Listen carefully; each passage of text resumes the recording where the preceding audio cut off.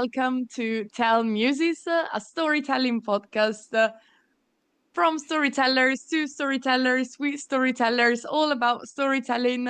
I'm Simona, and here with me is Despina. Hi, Despina. Hello. And we're very, very, very excited to welcome the one and only Amna Burki. Hi, Amna. How are you? Hi, it's wonderful to join you today.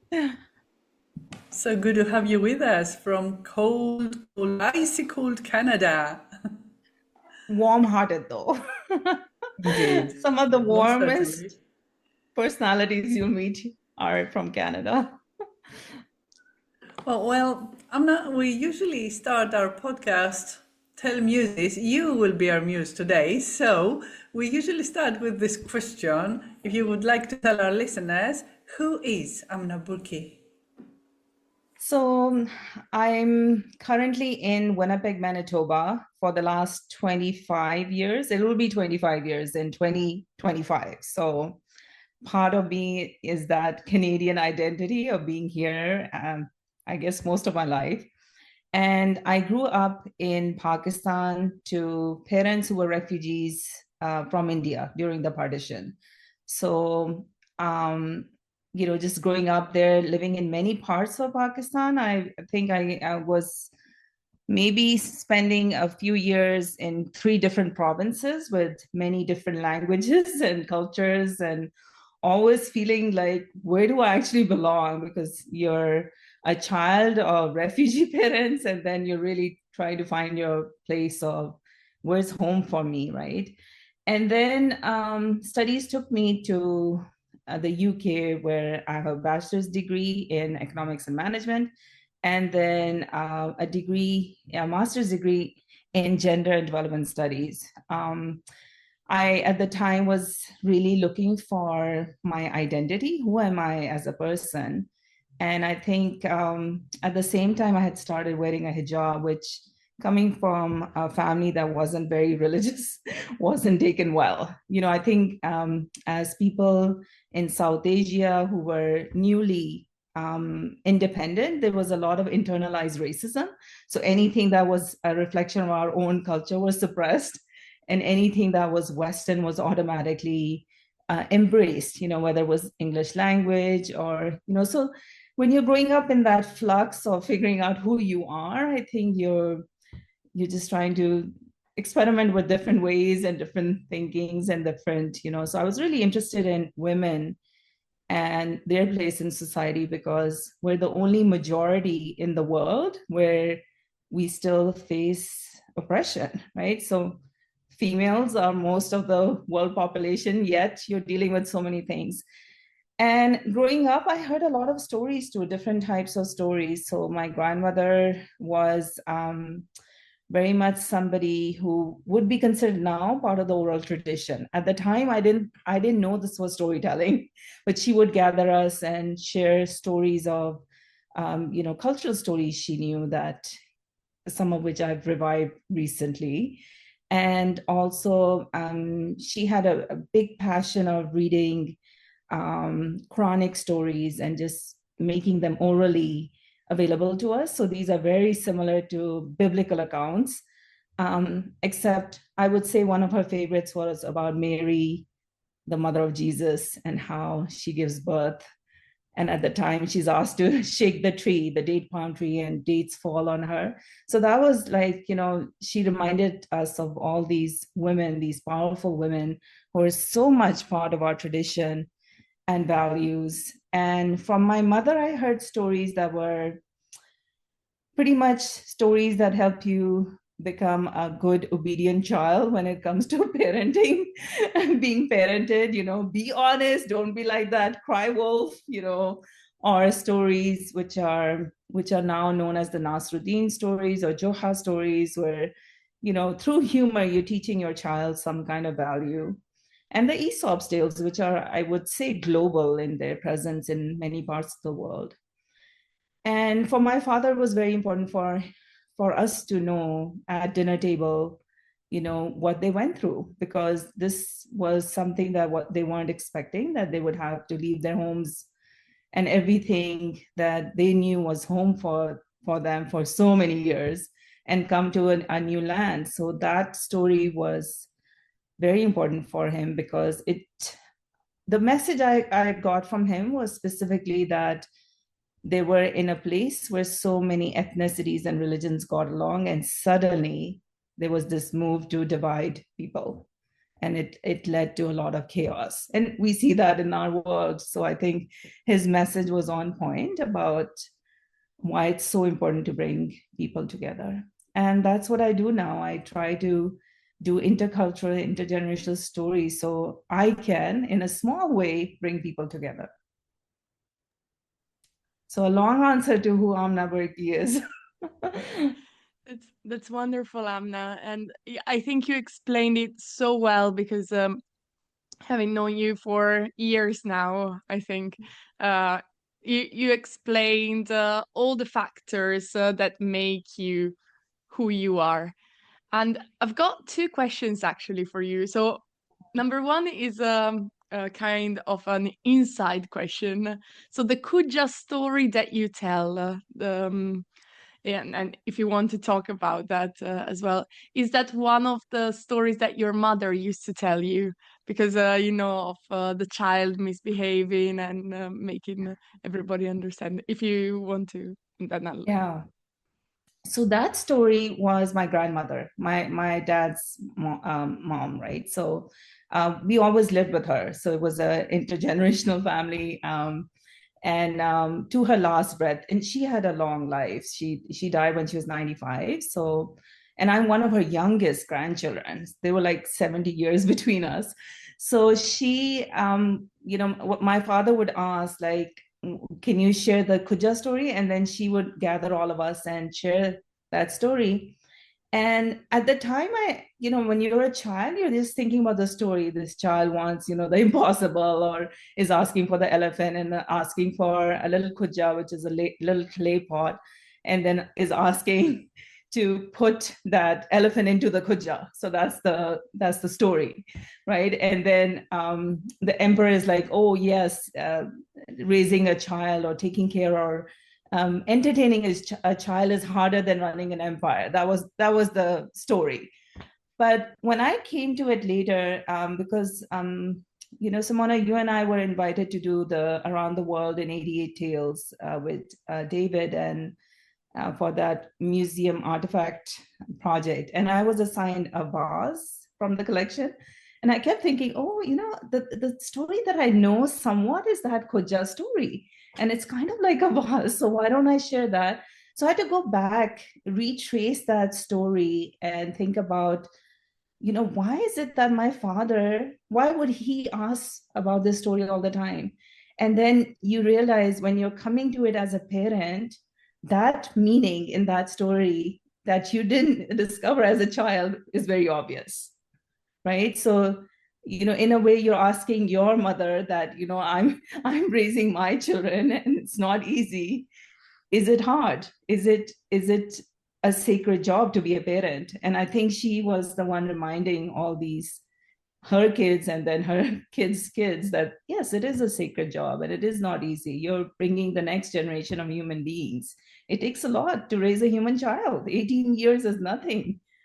But like other animals, like from birth they're able to do whatever the parent is able to do most of the time, right? But human beings need so much nurturing and care, and a community, a village to raise them.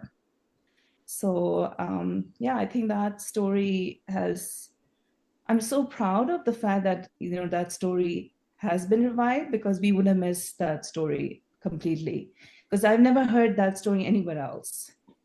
Even though that frame story of those people exists, but that particular story I haven't heard from anywhere else. Yeah, indeed. I think you were the first one I ever heard it from. And it was, back then, it did not strike me as one that a child would not understand, but an adult would, a parent would. It struck me as one that the highest authority, the ones that are so distant from their raising up their kids, because they have their nannies and their servants and whatnot, Yes, to raise them for them, they wouldn't realize what hard job raising up a kid is. So it's got different absolutely. angles to look at Yeah. it. The realization is the same, of course, but who experiences the realization might be different. Yeah, absolutely. And this is what I love about stories. Like, you're not even thinking about the angle that you brought forth, Despina. But now, like, you're reflecting on that. That's true. Like, people who have the privilege to afford nannies or have so much help don't realize the hardship of, raising a child if you don't have those supports or if you don't have your village around you.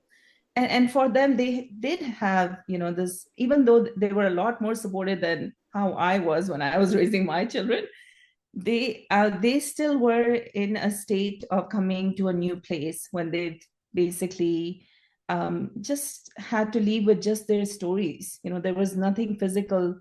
If you're a refugee, it's really that point that you're leaving everything behind, all your material belongings, and you're just fleeing to safety. So what is it that you can carry? It's within your heart, basically. Amna, well, since you're talking about refugees, you talked about women, you talked about mothers. I think from what I know about what you do as your job and with storytelling, you worked or work at the moment with all these three categories that you mentioned. So, what do you do as a job, and what do you do with storytelling, and how do you put the two together? Yeah, so initially when I started, I was introduced to storytelling in the way we understand it now through, the pandemic. I was at the time doing a program for newcomers, seniors. So these are older adults who are, some of them are refugees, some are immigrants. Many of them are struggling with language and settlement. Imagine you're an older adult, you're coming to this part of the world where it's so cold, and it's a lot of change, right? Like a lot of change. And the older we get, the harder changes on our bodies, on everything that we know is normal is away from us. So whereas children adjust very easily, it's very hard for older adults. And the idea was that you bring older adults or seniors and you bring preschoolers together, so you create a family away from family, because many of them have their grandchildren around or children or families, but many of them don't. So how do you bring that sense of community to them? So that's how it started in the pandemic, because initially the program was in person, and then suddenly we're in this new reality where we can't contact people, we can't be together. And it was this really frustrating time. And somebody had suggested to me oral storytelling, and I literally didn't know what they were talking about, even though I grew up with oral stories. But how do you make that connection that that was oral storytelling? And she just walked me through the process, and she said, go try this. And I did, and the response was amazing. And that's how I really wanted to learn more about it. So taking courses and trying it out with that project. That project lasted for 3 years. And then I had joined another organization where they work with early years. So this other organization was a settlement organization. So they're working with newcomers. And the new organizations was working with early years. So a literacy-based organization. I was feeling that any organization that I'm working for, the mandate it defines what I can do and what I can't do, right? So if you're with an organization that's only working with newcomers, how do you work with other people? If you're working with an organization that only deals with early years, then how do you use storytelling for other groups, right? So that's in that frustration, I decided to quit both and just start my own thing, which is called Stories Matter. And this, I'm still trying to build a base and do more things, but it allows me to work in different ways that weren't possible if you're working for a nonprofit. And what I love in the last year and a half that I've done is shelter work.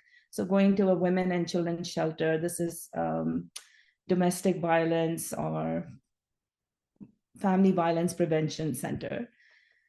And this work, I mean, although I've dealt with refugees and people coming with a lot of, from conflict zones, nothing prepares you for what you see or you feel in a domestic violence shelter, because it's so heavy. It's really heavy. And,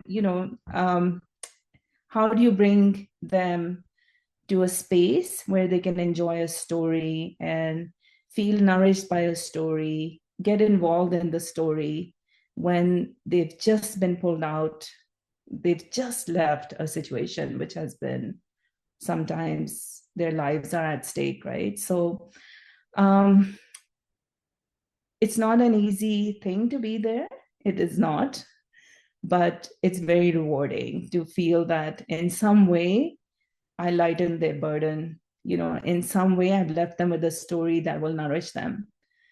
And the reason why I know that is sometimes I'll go back and a child will ask, can you tell us that story about the lion and the ostrich chicks again?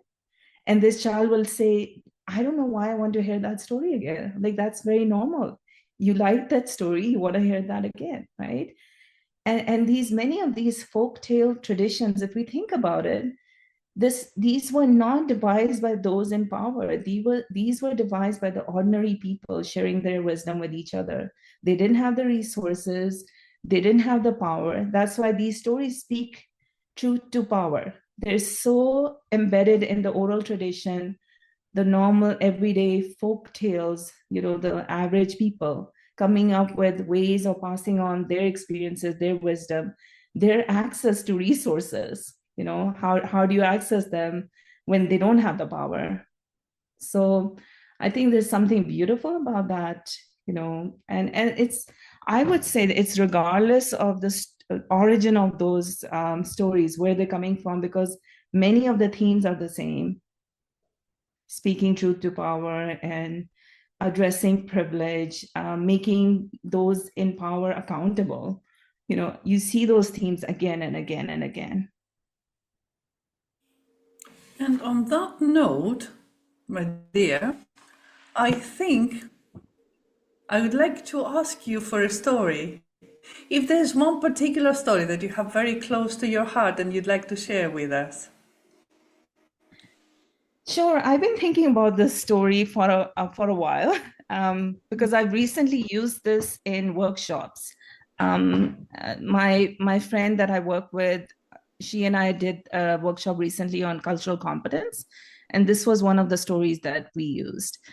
And it's also part of, other ways of thinking about our privilege and our unique position in society.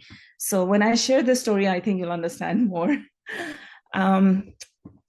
So this story is from Tanzania, East Africa, and it's a tiny folktale, but very deeply meaningful for me personally.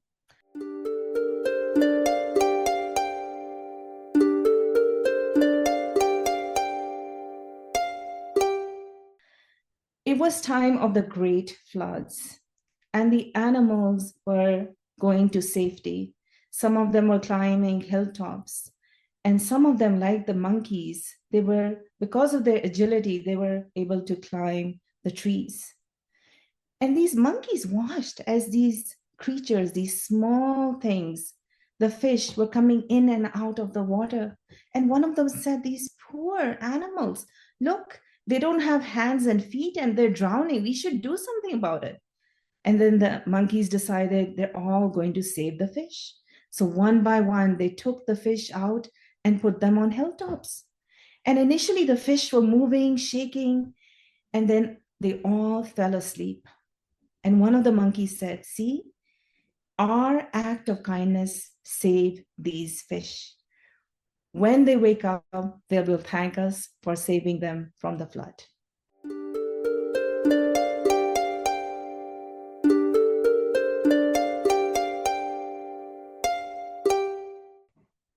So this is the tiny story. And this leads to a lot of, and I don't know if I told it in a good way today, but it leads to a lot of discussion about in what situations we're like the monkeys and in what situations we're like the fish, right? So even though our intentions are wonderful, what is the impact of our good intentions? Is it always wonderful or not? So are we self-aware of our privilege in some way? And are we judging others by what they don't have? There's a beautiful thing that's called the wheel of privilege. I don't know if you've come across it, but it's, when you do intersectional work or you talk about intersectionality and your privilege, it just shows you where you're placed and how we can judge others sometimes. So, in some ways we're all privileged. If you're a car owner, for instance, that's a huge privilege, right? If you're a homeowner, that's a huge privilege. Even if you're renting, that's a privilege. If it's combined, if you're comparing yourself to somebody who's homeless or unsheltered. So all these things, impact how we show up in the world. And being aware of that, being self-aware of, are we imposing our own personal needs on someone else, right? And are we like the fish sometimes when we're asking for help, but we might be asking people like the monkeys and end up in a more dire situation because they don't understand our needs, So how do you navigate power, privilege, oppression, cultural sensitivity, being aware of each other's cultures? Another case in point is, when I first moved here, like in South Asia, owls are not considered smart. We have this thing about the wise owl in the West, right? Imagine in South Asia, they're not considered smart. So, that's a cultural thing. So when your child is coming home with stickers of owls on them, you're like, oh my, how did you get 100% and an owl? So it's funny because we have different ways, different stories about these things in our own heads.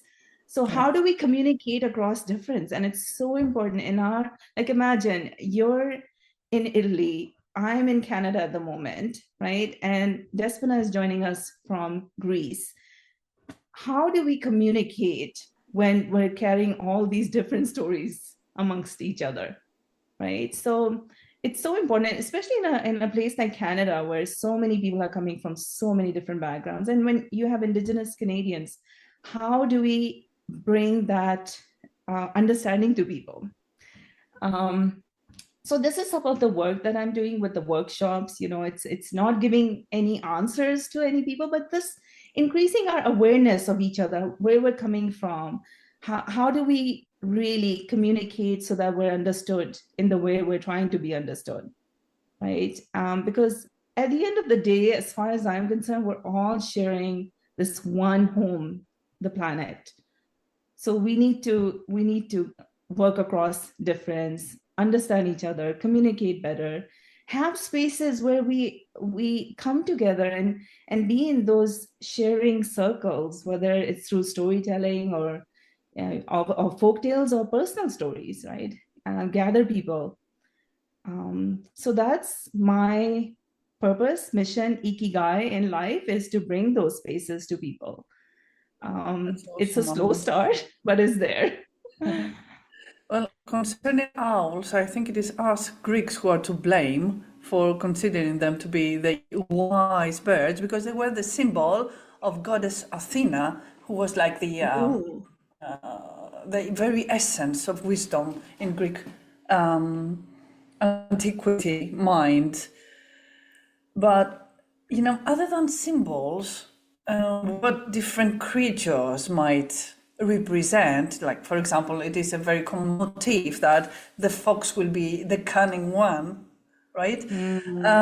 Other than little, small differences like that, I think that the core of the fairy tales, the things that they talk about and that unite people are human and stuff like not just the privileged and the poor, but for example, a woman who is having trouble having a baby, that comes up very often in folk tales, and it must have been a thing all over the globe no matter what culture it came from. So many people can empathize with that. On the other hand, I do love a good discussion tale. You're absolutely right there. Very, very useful. And usually, in order to have a fruitful discussion, it must be based on a story that makes us feel somewhat uncomfortable, I have found. Not the classical one, not the one with a happy ending, not the one you would Yes, expect. absolutely. Yeah. Absolutely. But talking about cultural differences, please forgive my ignorance. I have a rather ignorant question I want to ask you. You did say that your family was not very religious, but at some point, well, you were looking for your own personal cultural identity. You decided to adopt the hijab, right? Which, by the way, I have Yes. never seen you without wearing one and look very pretty in it. And but to me, to my Western eyes, it's just a fashion statement because you're a beautiful lady and you continue to look beautiful wearing it. So I cannot grasp the connection between wearing a hijab and religion. Could you please explain it to me? Yeah, it's interesting that just last year, or maybe it was this year, there was an organization that invited me to talk about, just like if you're, I would think historically, like if I go to my local museum, they used to have a picture of these Ukrainian women that came, I think, in 1920s. They all look like they're in hijab. They're all covered, right? So there's this essence of men and women through the centuries who wore something. Like it was like this thing that your head is honorable and you cover in some way, whether it's a hat or it's a scarf or somewhere. So it's been part of all cultures to do that.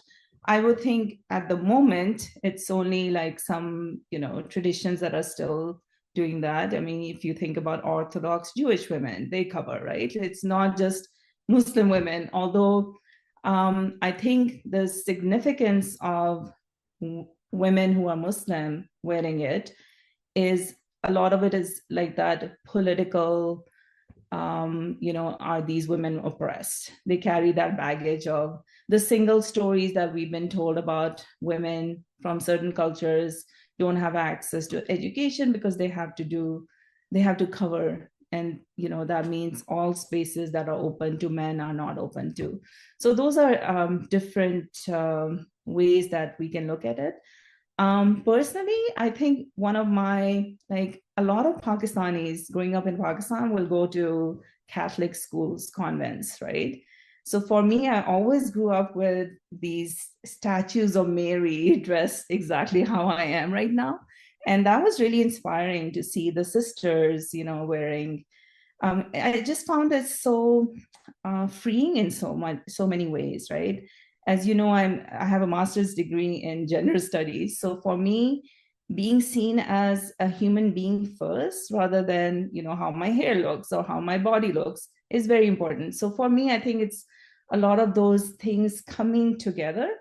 And it's not easy. It's not easy when people have single stories about people who look like you to be dressed like this. That's the honest truth. Post, like the things that have happened in our world in the last couple of decades.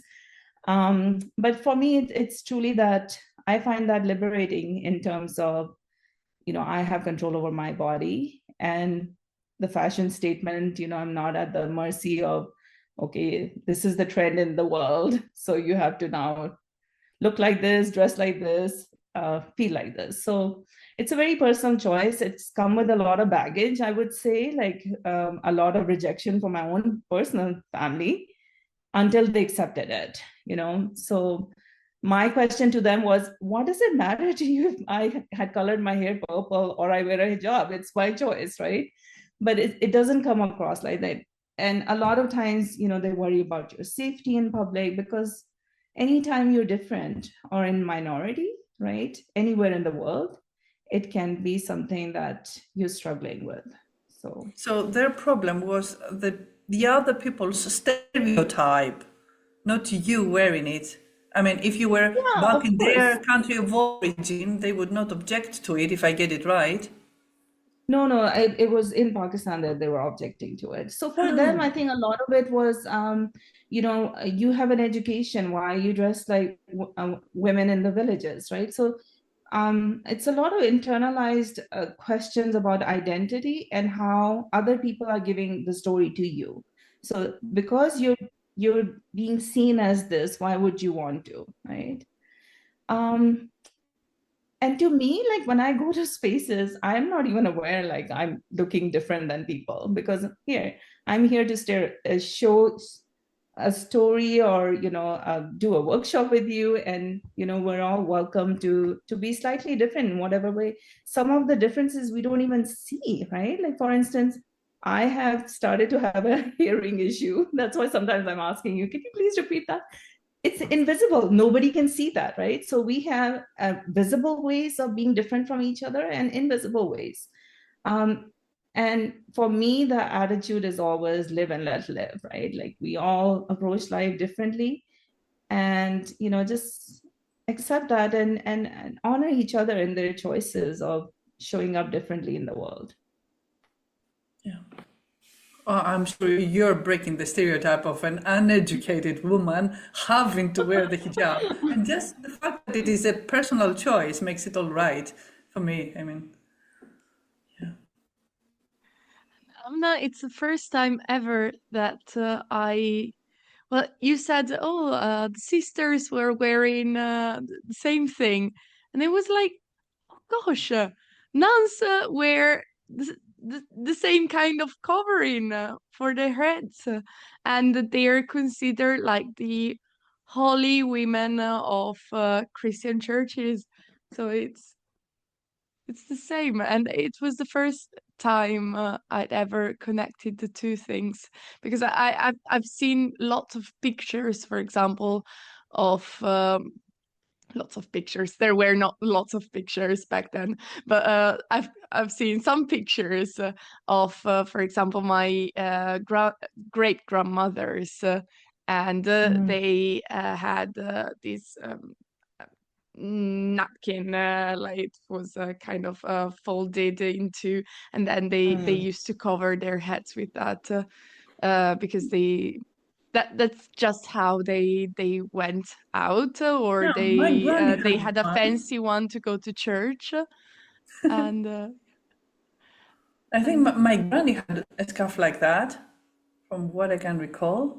And every time she would leave the house, she would put it on. Yeah. It used to be the norm. Yes, you're right. But, speaking of holy women in Christianity, as Mona put it, I don't know the story about the Mary giving birth to baby Jesus and the date. I don't know that. Never heard of Yeah, it. so you would she's like this icon of perfection in our faith too, which a lot of people don't know. Whenever I mention that to someone, people are shocked, like you guys have that too, right? Because it seems so alien, it's like you're from a different part of the world. How would we have stories that are about the same female, icon of wisdom and religiosity and piety? How come you would have the same story? But I remember this one story, like if you think about the stories that my grandmother would share,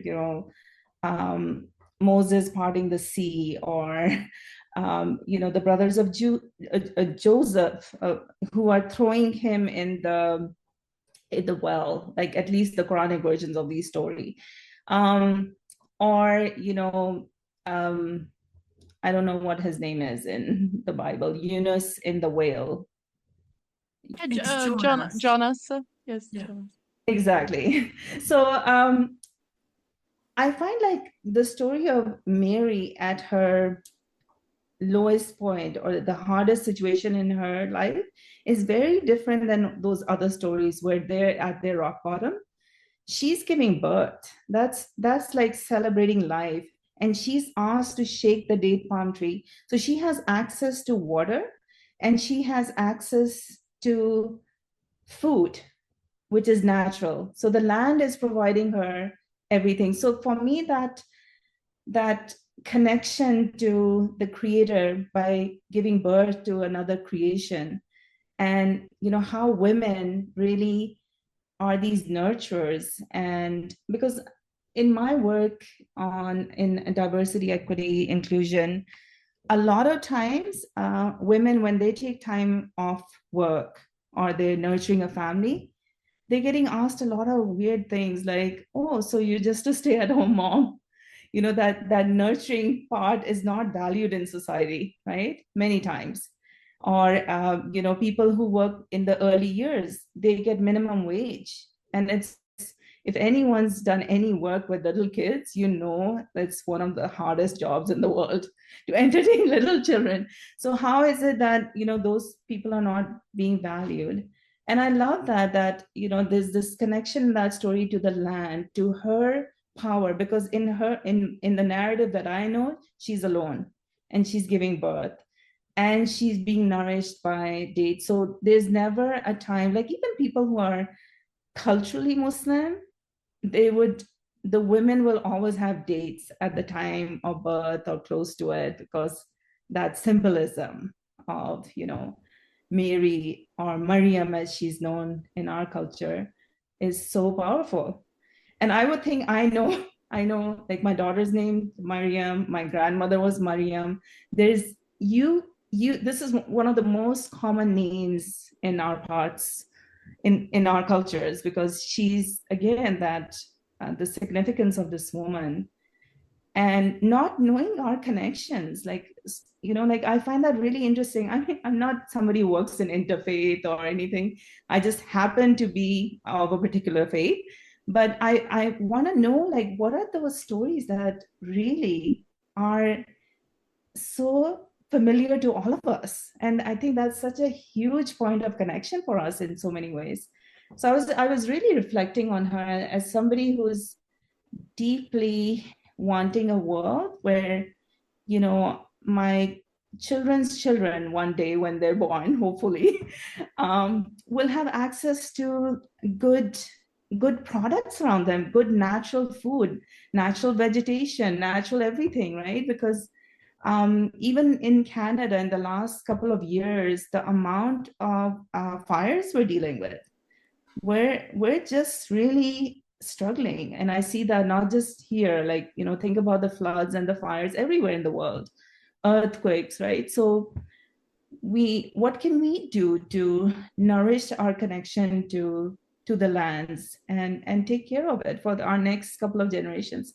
We have this beautiful concept in indigenous, amongst the indigenous. It's about, you see your impact for the next 7 generations of something, right? Like I love that, this idea that it's not just me and myself in this point in my story and my decision. No, everything I'm doing, I'm leaving a legacy for maybe up to 7 generations. How many of us think like that? So I think living in a culture where you're exposed to so many different ways of looking at the world around you, it's so beautiful, because that where can we come together to see where our stories are intersecting? Yeah, that's all great, but I still don't know the date story. It's not strange to me that you would have Maryam stories, because I know that all 3 major monotheistic religions have the same core. They spring from the same source. So it does not shock me that there would be a Muslim story for Mary, but I don't know this one. Would you like to share it with us? So it's basically like, I really don't know the story as such, but there's a passage in the Quran which is named, actually, the chapter is named Maryam, or Mary. So that's the name of the chapter. It's I believe the 19th chapter. And then there's a part where she's really like, it's the part where she's left her town and she's in this area where she's away from all other human beings, and she's giving birth, and she's being told that there's a stream near her, And she's asked, like anybody who's looked at a date palm tree or touched it, it's a very solid tree, and it's a tough tree. She's asked to shake that tree, and then she has these dates that are falling, that are ready to eat. So that's her, nourishment. She has the water, she has the, and she's being told that, just take care, everything will fall into place, because she's obviously petrified as a single woman. She doesn't know how to face her people. They're going to accuse her of, all the things you would be accused of, especially in that age and time where, it was expected for her to follow the norms of society. And so this is the part, like, of course, I don't know the exact, I didn't know you were going to ask me about this story. So, but for me, it's really powerful, because just the other day I was with this woman, and she was just telling me something, and I was like, oh yeah, I like these kind of dates. And she's like, oh, you mean there are other varieties of dates than the ones you find in regular stores? And I'm like, oh my goodness, there's at least like 50 different varieties of dates that I know of. So and then I found, like, went to the ethnic stores have a lot more variety of, yeah. So in that connotation, like, I remember when my sister was having her first child, she kept reading this chapter, because imagine the strength of this woman to do it alone, not with but who supported her in that time? Not just divine intervention, but the land provided her everything she needed. So for me, that story is so different than you ending up in the belly of the whale, or something else that's happening to maybe the male protagonists, right? Yeah. I actually like that story better, I think. I like the Me fact too. that she makes it on her own. She manages. Yeah, she does. She's a very strong-willed woman. And, that's why, like, so many centuries later, like what, 2000 plus years, and you have these millions of girls that are named after her from so many of these cultures, right? Like across the world. So, and that's what I really like about some of these stories that we need to go into depth with, because when I was growing up, one of the person that I missed, I have a sister who's almost a decade older than me. So she would read folk tales to me from, those collections of fairy tales. And the one that I found so disturbing was Cinderella, because here was this child, like maybe 4-year-old, and I have these chubby feet. And the only reason why those stepsisters don't get the prince is because I'm like, oh, wait a minute, is there something wrong with me?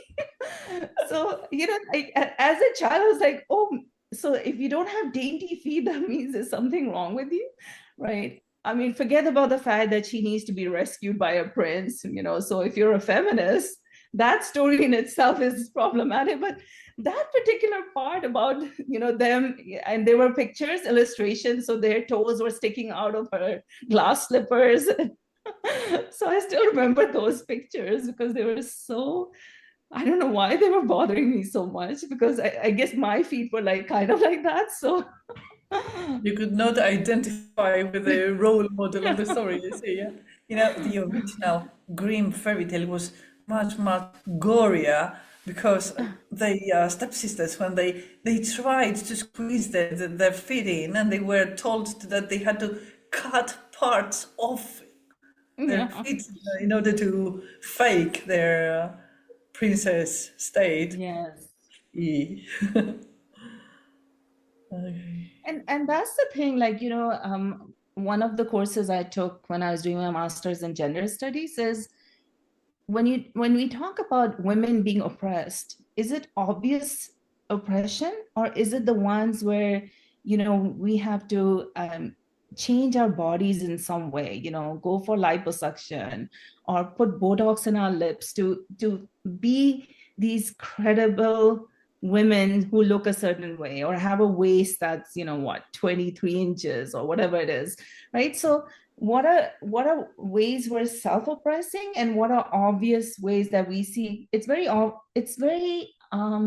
easy to see oppression of other people from our cultural point of view, but do we see how our own culture does things too, right? Like, so I think being aware of those different ways. I mean, we can talk about in cultures where foot binding was a practice, but we don't see those same similar practices in our own cultures, right? A lot of times we see it's very clear that, oh, this is happening, infanticide or, femicide happening to baby girls in this part of the world.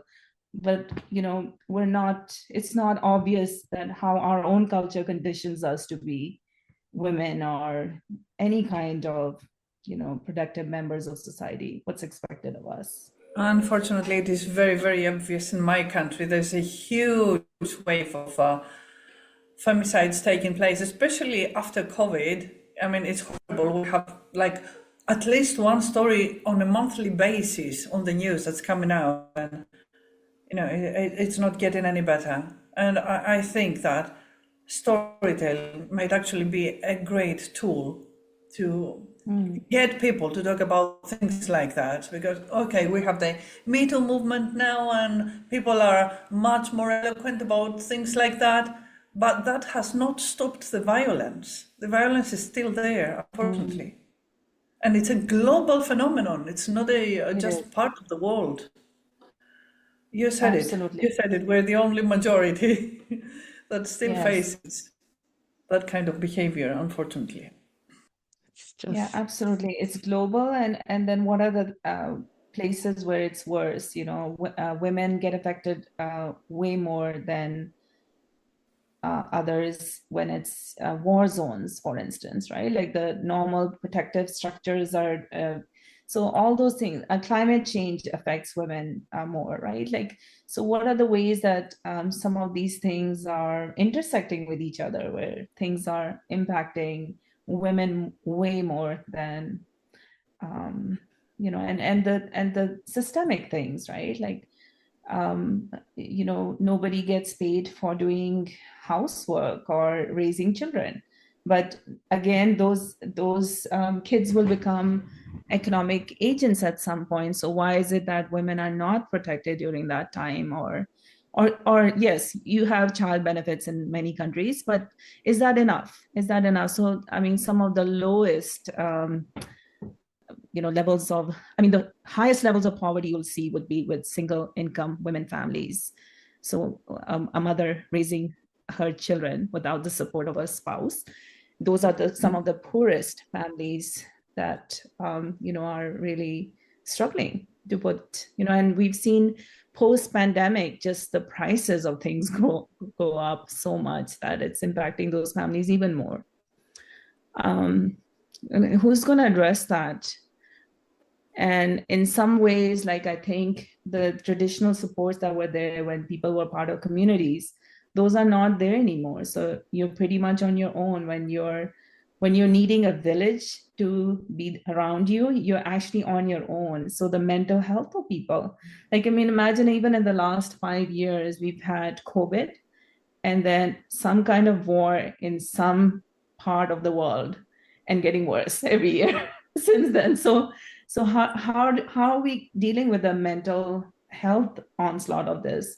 What are the kind of stories, like when I do a parenting workshop with newcomer women, I ask them, like, you carry some stories from your culture. Do you share them with your children? Most of them don't.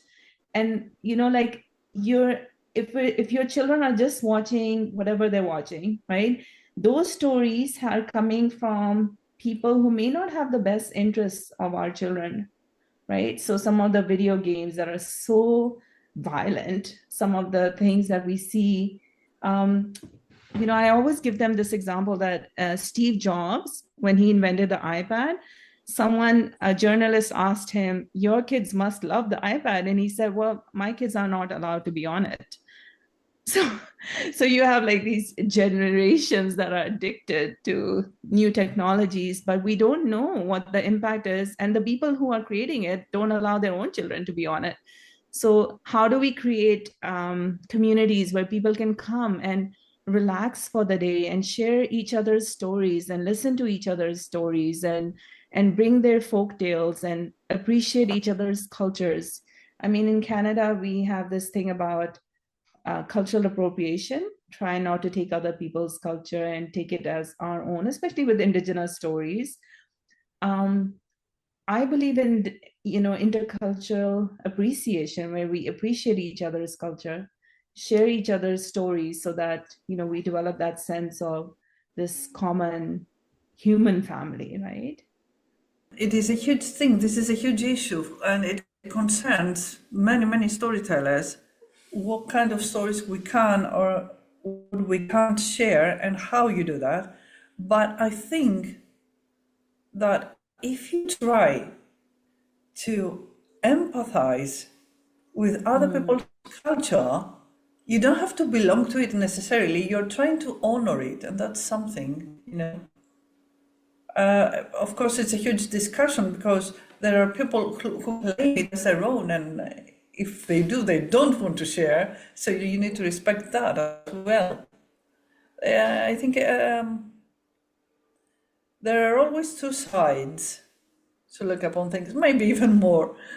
But the thing is that storytellers in particular, the ones I know that are trying to tell stories from other cultures, are not trying to do it in a grabbing way, in a snatching the story. They're trying to empathize with other people in different cultures. And I think that is, and the highest honor you can attribute to people that are not like you. It means you're trying to understand them at least. I mean, imagine Greek people stopping other people from sharing Greek mythology. I mean, the Western civilization is based on that, supposedly Roman and Greek mythology, right? These are the most common myths. What if we told other people, no, you cannot tell those myths, they're ours, like it's our heritage. Me and Simonas, we're the only ones, right? It's abnormal, doesn't it? But I can understand, on the other hand, I can understand how people who have been colonized and have been oppressed, sometimes for centuries, how they want to keep their identity their own because they feel threatened.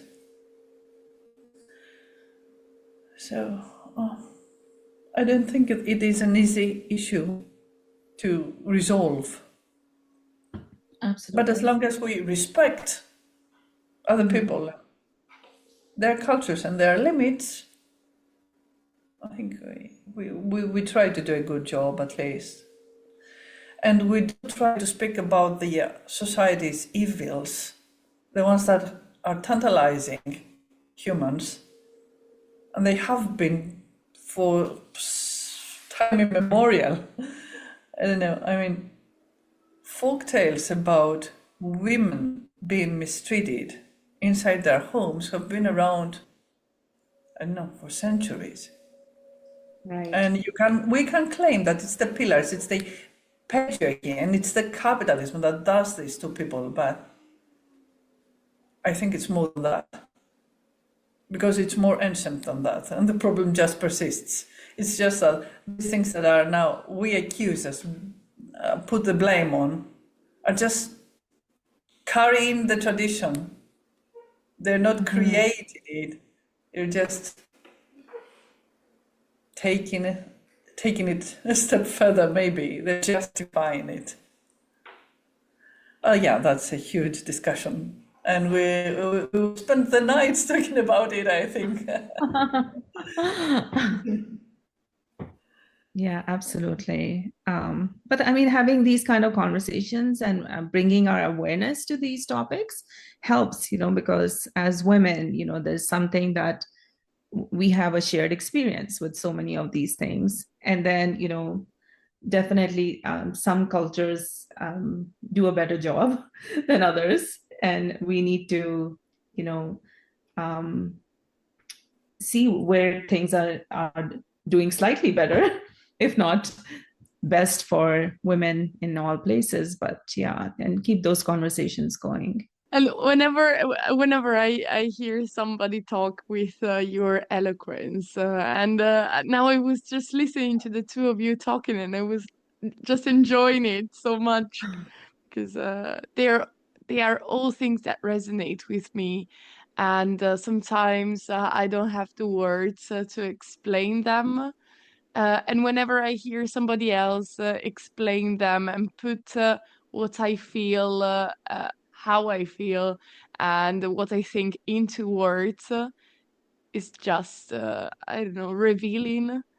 I don't know if that's the correct word to use in this context, but just you know, when you're thinking about all of these themes, and you think, oh yes, I think this, I think that, and you hear somebody speaking about cultural appropriation, or who can tell this story or that story, or the differences and whatever, and you think, oh yes, I agree, I don't agree, but you must just try to stop and think, and put what you think into a coherent speech also in your mind. And if you don't do that, when you hear somebody else doing it, it's just brilliant. Because you know, there are so many things that, for example, I would like to have a formed opinion about, and I just have snippets of opinions for one reason or the other. And when I hear somebody putting my thoughts, but not completely formed thoughts into words, it's just I don't know, mesmerizing. I was just listening to you and enjoying. That's so Yeah. nice. I'm very glad we helped you put your ducks in order, my love.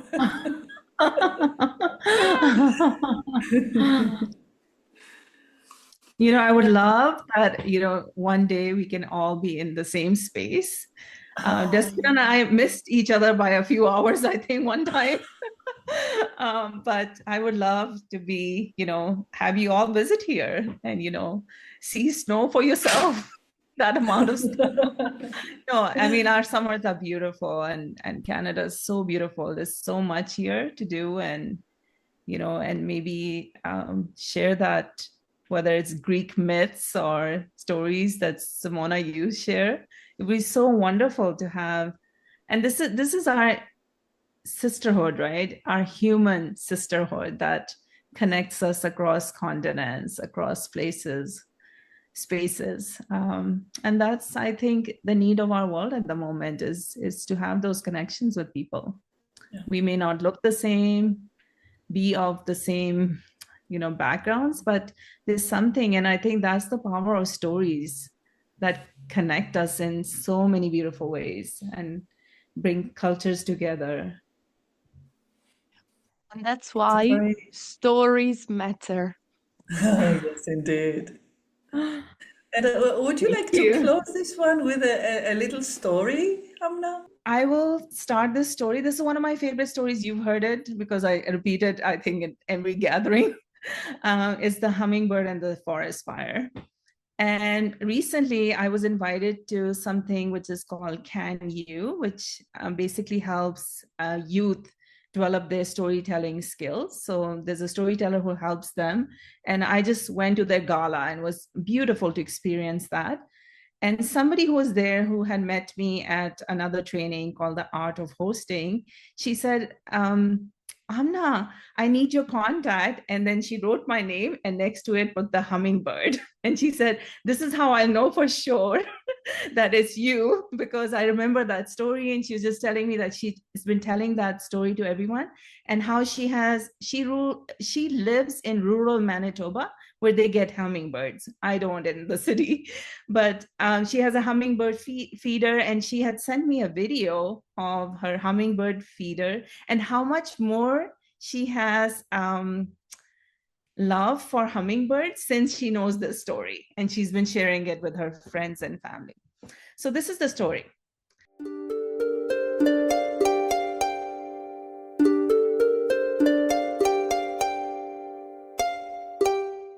Long, long time ago, there was a forest fire, and all the animals and the birds were fleeing to the safety of a lake nearby, where they watched hopelessly and helplessly as their homes and nests burned to ashes, and they couldn't do anything about it.